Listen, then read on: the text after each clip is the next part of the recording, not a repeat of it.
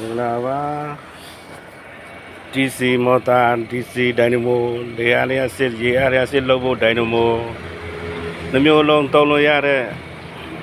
motor leva 2 in 1 motor နဲ့ဆိုရင်5កောင်ခွဲ dynamo ဆိုရင်3កောင်ထွက်ပါတယ်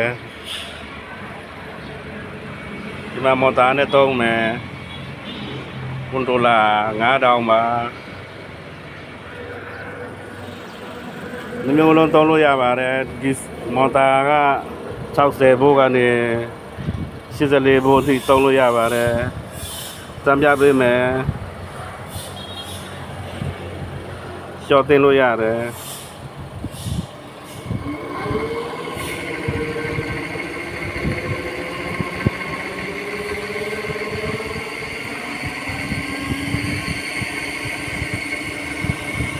ဆိုလာတိုင်းရိုက်ပါ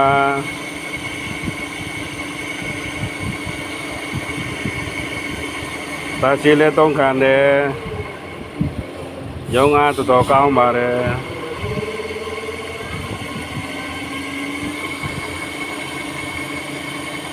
ပတ်ရည်1800ပါကျေးဇူးပါ